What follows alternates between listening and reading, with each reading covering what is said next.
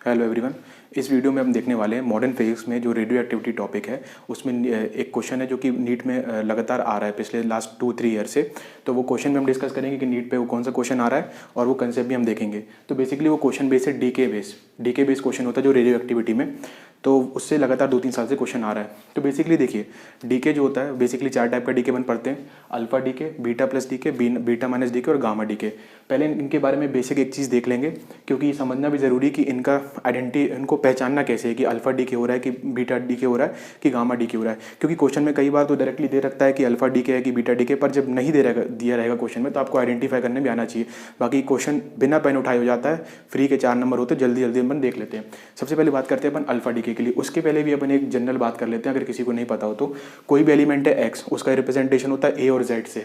तो ए जो रहता है वो रहता है एटॉमिक मास और मास नंबर, ठीक है ना। और जेड रहता है, वो क्या रहता है, जेड रहता है एटॉमिक नंबर। तो जो ए है वो है एटॉमिक मास और मास नंबर, जो कि इक्विवेलेंट किसके होता है, न्यूट्रॉन प्लस प्रोटॉन के। देखिए कोई भी एटम है उसके अंदर न्यूक्लियस है, कोई भी एटम है वो कंसिस्ट किस लिए करता है, न्यूक्लियस, और उसके चारों तरफ इलेक्ट्रॉन रोटेट करते रहते हैं।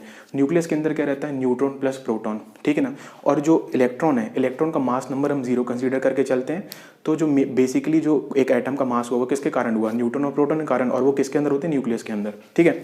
तो जो एटॉमिक ए रिप्रेजेंट करता है एटॉमिक मास और मास नंबर को, मास नंबर याद रखिएगा यहाँ पे, जो कि न्यूट्रॉन प्लस प्रोटॉन का समेशन होता है, सम होता है। और जेड है atomic number, Z atomic number है जो कि इक्विवेलेंट होता है नंबर ऑफ प्रोटॉन्स के। अच्छा न्यूक्लियस के अंदर क्या है, न्यूट्रॉन और प्रोटॉन, न्यूट्रॉन प्लस प्रोटॉन होते हैं न्यूक्लियस के अंदर। अब न्यूट्रॉन में तो कोई चार्ज होता नहीं है, तो प्रोटॉन में कितना चार्ज होता है, +1। तो अपन जेड को, जो कि नंबर ऑफ प्रोटॉन है, उसको अपन न्यूक्लियर चार्ज भी बोल सकते हैं, ठीक है। ये बेसिक चीज़ है दो, ए और जेड से। अब अपन बात करते हैं डीके की 1 बाय 1। तो पहला डीके कौन सा है, अल्फा डीके, ठीक है ना। बेसिकली अपना जो क्वेश्चन है वो इसी लाइन से सॉल्व हो जाएगा, a-4 z-2 z+1 z-1 और नो चेंज। इससे ही हमारे क्वेश्चन सॉल्व हो जाएंगे। बट मैंने पहले ही बताया कि अपन को आइडेंटिफाई करना आना चाहिए कि कौन सा डीके हो रहा है, उसके लिए अपन को देखना ये भी बहुत ईजी होता है। सबसे पहले देखते हैं अल्फा डीके। अल्फा डीके में क्या होता है, कोई भी एलिमेंट, अच्छा ये पूरा न्यूक्लियर फिनोमेना है, ये एटॉमिक नहीं, न्यूक्लियर फिनोमेना, मतलब ये जो एक्स वाई और ये जो भी दिख रहा है ये सब न्यूक्लियस के बारे में बात कर रहे हैं। एक एलिमेंट का न्यूक्लियस डीके होकर दूसरे एलिमेंट के न्यूक्लियस में कन्वर्ट होता है और कुछ ना कुछ इमिट करता है, ध्यान दीजिएगा।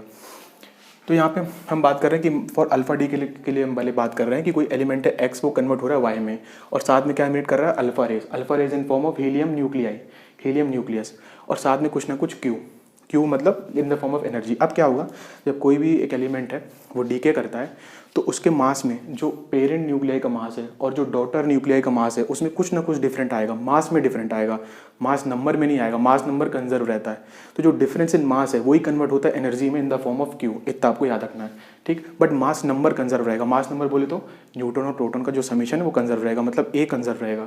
अब जब एक्स वाई में कन्वर्ट होगा और अल्फा रे है, अल्फा रे इमिट होती है इन the form of helium nucleus, तो हीलियम का ए कितना होता है, एटॉमिक मास 4, और उसका नंबर ऑफ प्रोटॉन या फिर एटॉमिक नंबर कितना होता है, 2।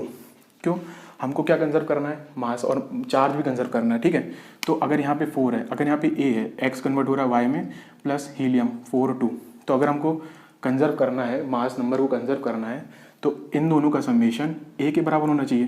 तो अगर ये 4 है तो ये कितना होगा, a-4। ऐसे यहाँ पे अगर ये 2 है, इन दोनों का सम जेड के बराबर होना चाहिए, तो अगर ये 2 है तो ये कितना होगा, z-2। तो आपको ये याद रखना है, इन अल्फा डी के जब भी कोई भी x parent nuclei daughter nuclei में कन्वर्ट होगा तो उसके मास नंबर में कितनी की कमी आएगी, 4 की। तो a-4 वहाँ से आया, और नंबर जेड में कितनी की कमी आएगी, 2 की, तो z-2 यहाँ से आया। तो अल्फा डी के में आपको क्या याद रखना है, a-4 z-2 होता है डॉटर न्यूक्लियाई के, डी के के बाद। अल्फा डी के का पहला ये हो गया।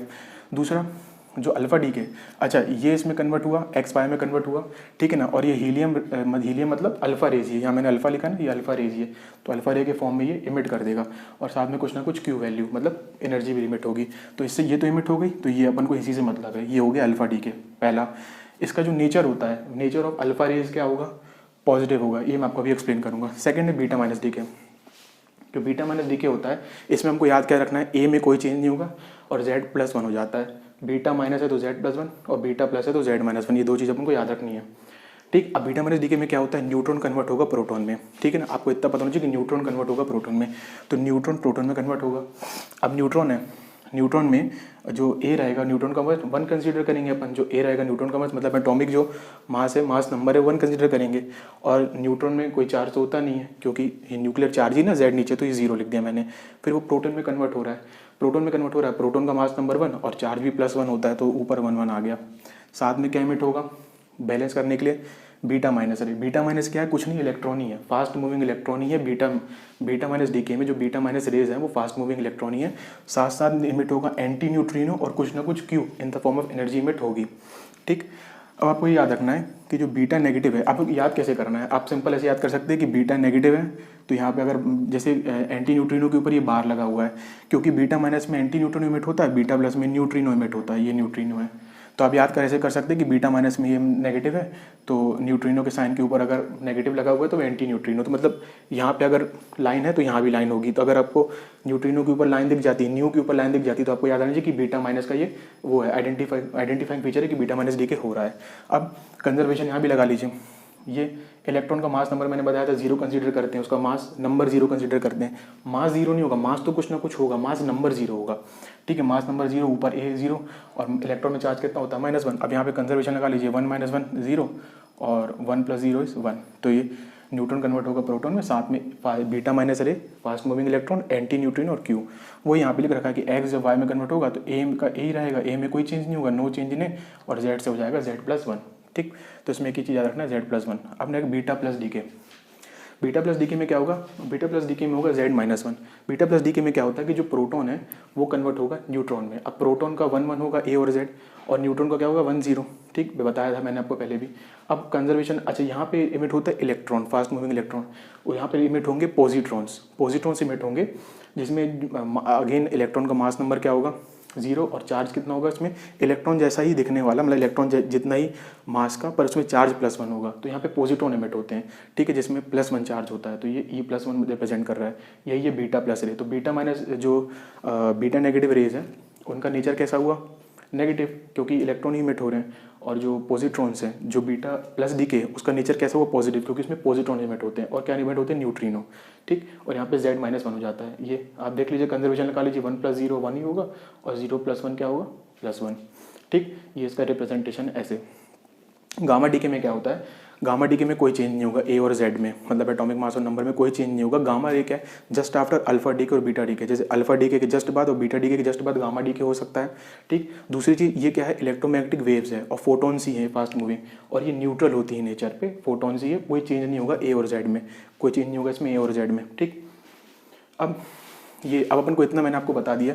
सिंपल आपको क्या याद रखना है, अब याद क्या रखना है क्वेश्चंस के लिए, अल्फा डीके में A-4 Z-2 होता है, और जो अल्फा रेज है वो हीलियम के फॉर्म में इमिट होती है। अगर आपको कभी ऐसे इक्वेशन में हीलियम दिख जाए तो आपको पहचानना है कि वो अल्फा डीके है। ठीक है, वो अल्फा डीके है। नेक्स्ट बीटा माइनस डीके में आपको क्या याद रखना है कि Z+1 होता है और एंटी न्यूट्रिनो इमिट होता है। यहाँ पे ऊपर नेगेटिव, तो यहाँ पे भी न्यूट्रिनो के ऊपर नेगेटिव, ऐसे याद रख सकते हैं अपन। यहाँ डंडी तो यहाँ भी डंडी, तो एंटी न्यूट्रिनो इमिट होगा। दूसरा एंटी न्यूट्रिनो के साथ Z+1 आपको याद रखना है, और बीटा प्लस डीके में Z-1 होगा, न्यूट्रिनो इमिट होगा। ठीक है, Z-1 होगा, न्यूट्रिनो इमिट होगा। क्वेश्चन देखते हैं जो नीट में आया। अब नीट में जो क्वेश्चन आया अपन वो देख लेते हैं। उसके पहले एक छोटी सी और चीज़ बताना चाहूँगा गामा डीके के बारे में, जैसे कि जस्ट आफ्टर अल्फा डीके और बीटा डीके गामा डीके हो सकता है, मतलब अल्फा के बाद गामा हो सकता है, बीटा डीके होने के बाद गामा डीके हो सकता है।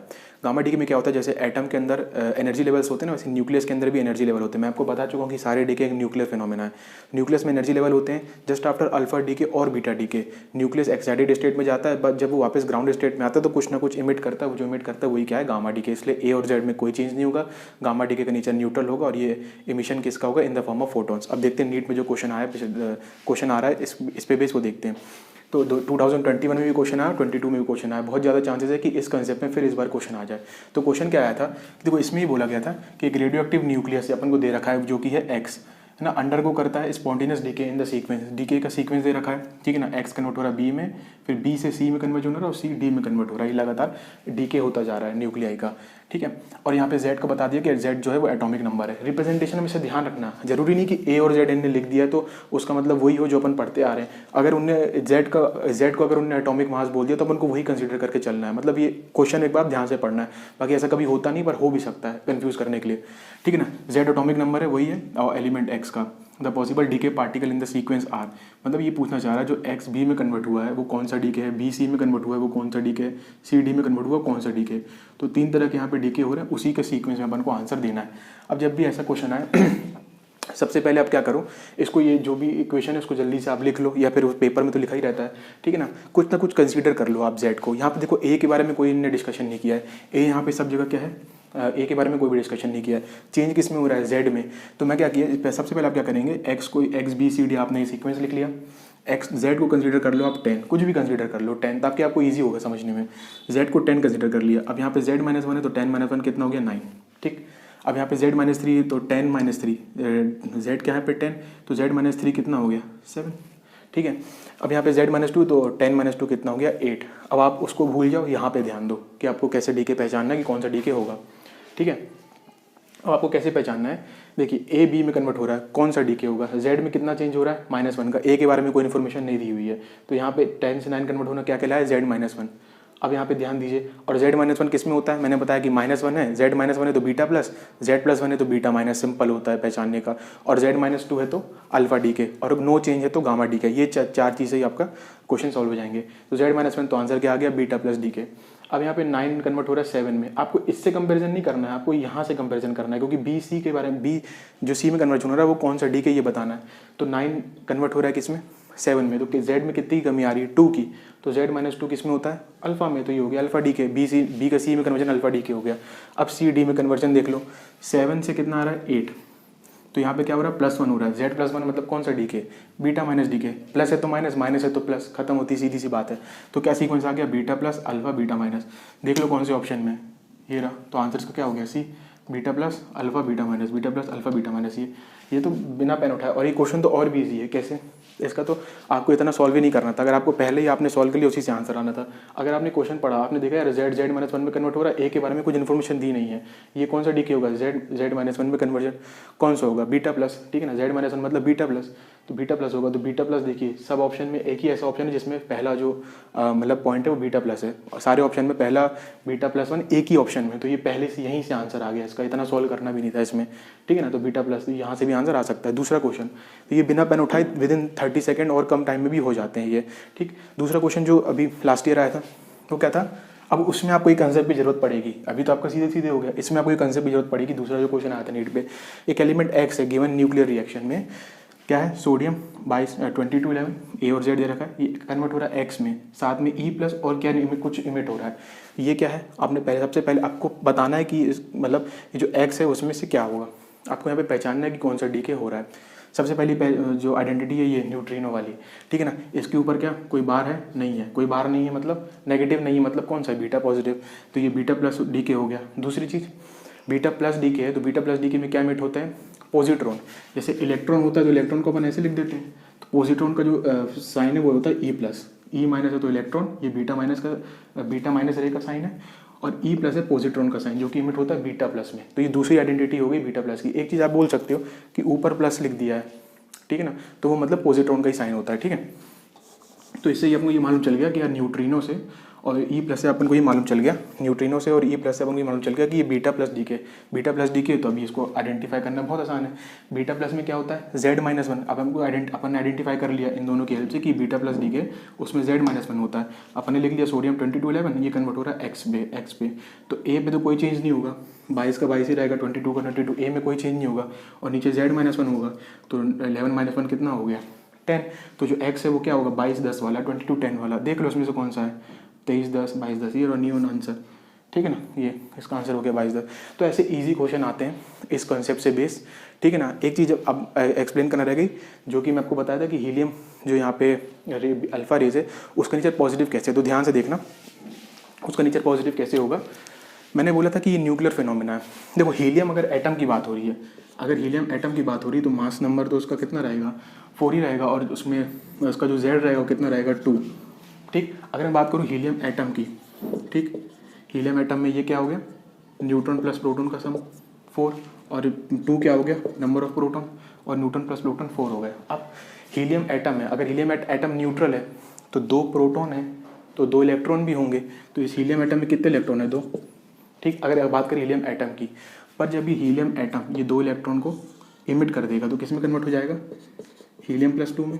अब +2 चार्ज आ गया, ठीक है ना। या इसको हीलियम +2 चार्ज आ गया, मतलब हीलियम एटम में 2 इलेक्ट्रॉन इमिट कर दिए। अब हीलियम के पास क्या 2 इलेक्ट्रॉन ही थे, वो भी इमिट कर दिए।